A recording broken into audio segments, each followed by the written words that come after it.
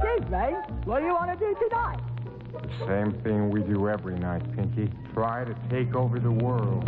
Every man and every woman can become truly great by the simple process of recognizing his or her own mind, embracing it, and using it.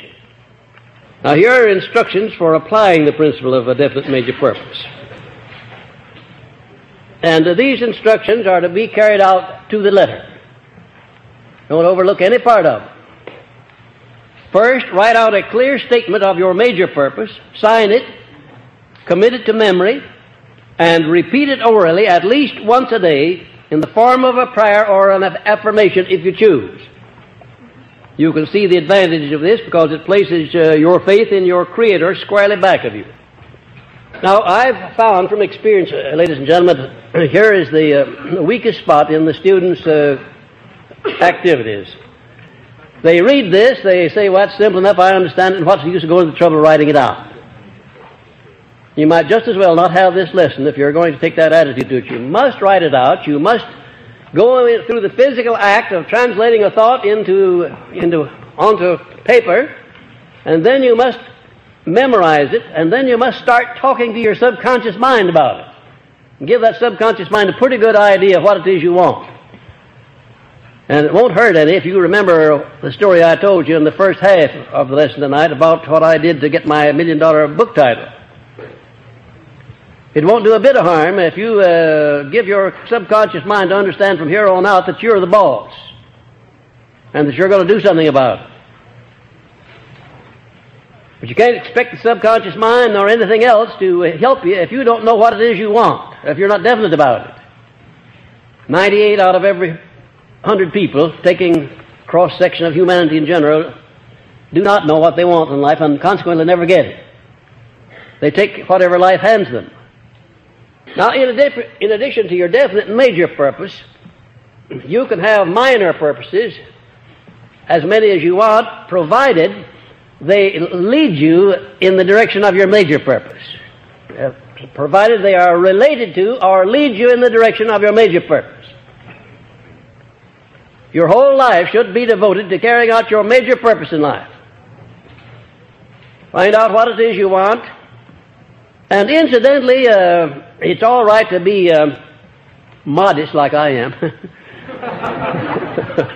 when you go to asking for what you want.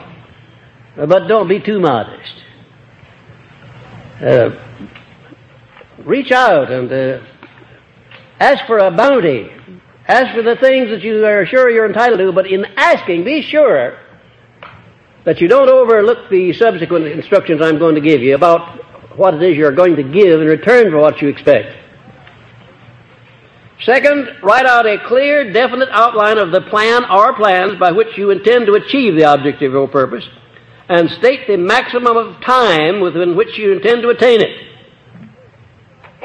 And describe it in detail precisely what you intend to give in return for the realization of the object of your purpose. Make your plan flexible enough to permit changes any time you are inspired to do so, remembering that infinite intelligence may present you with a better plan than yours, and oftentimes will if you are definite about what you want. Have any of you ever had a hunch that you couldn't describe, you couldn't explain away? You know what a hunch is? It's your subconscious mind trying to get an idea over to you, and oftentimes you are too indifferent to even let the subconscious mind talk to you for a few moments. I've heard people say, well, I had the darndest fool idea today, but that darn fool idea, you know, might have been $1 million idea if you'd have listened to it and have done something about it. Have great respect for these hunches that come to you, because there's something outside of yourself trying to communicate with you, undoubtedly. I have a great respect for these hunches that come to me, and they come to me constantly.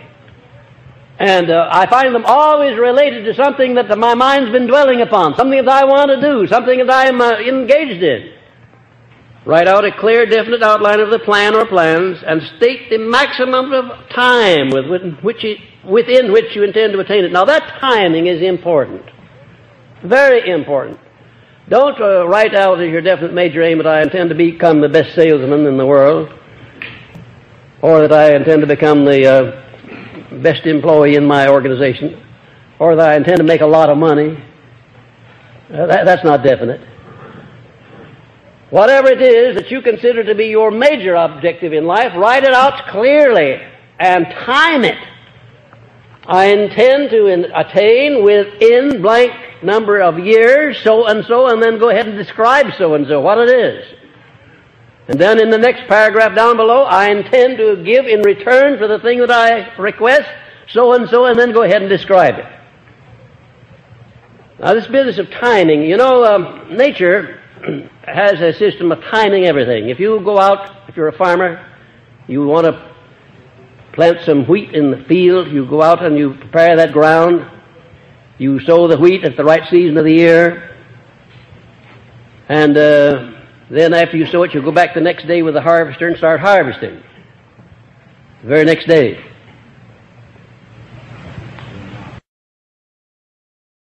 Well, isn't anybody going to catch me up on that one?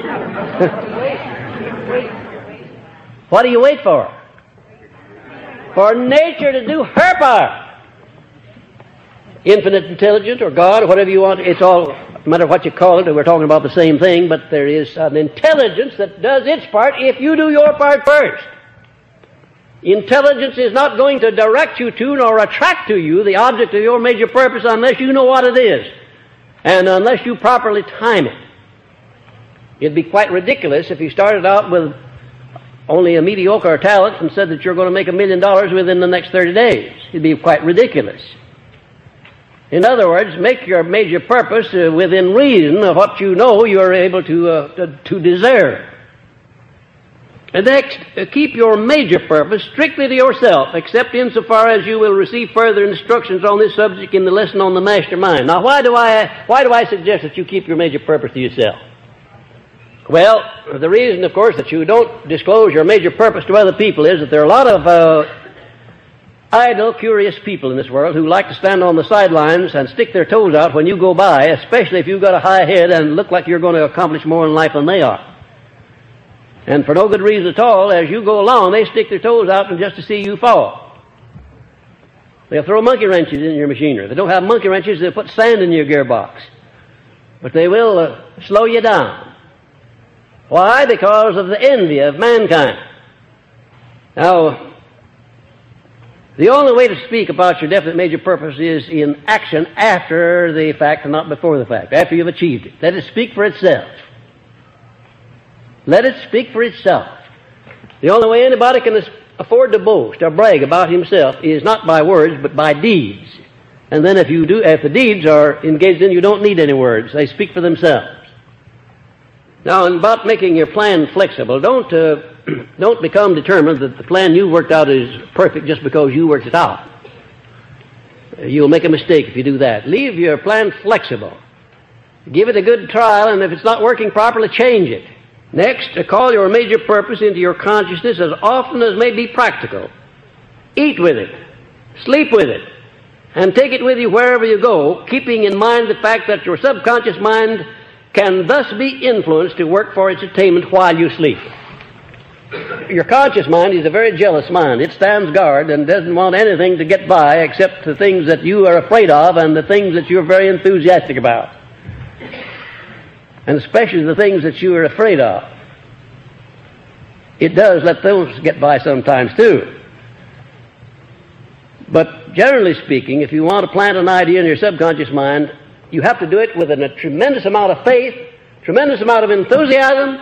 You've got to rush the conscious mind so that it steps aside and lets you go through to the subconscious because of your enthusiasm and your faith.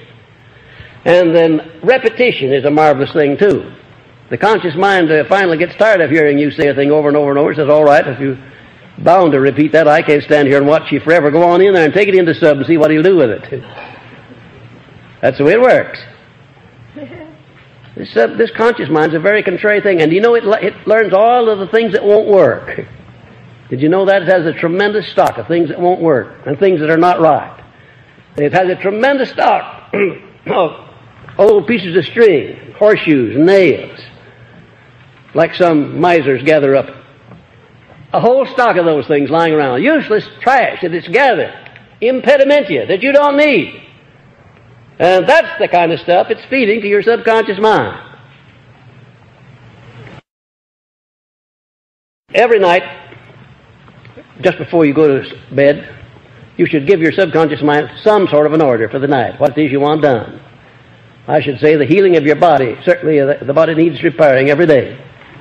When you lay the carcass down for sleep, turn it over to the infinite intelligence and request your subconscious mind to go to work and heal every cell in your body, every organ, and to give you tomorrow morning a perfectly conditioned body in which the mind may function.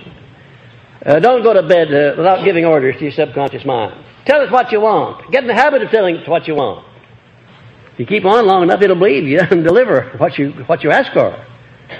And therefore, you better be careful about what you ask for, because if you keep on asking for it, you're going to get it. I wonder if you wouldn't be surprised if you knew right now what you've been asking for back down through the years. You ever thought of that? You've been asking for it. Sure you have. Everything that you have that you don't want, you've been asking for it. Maybe by neglect.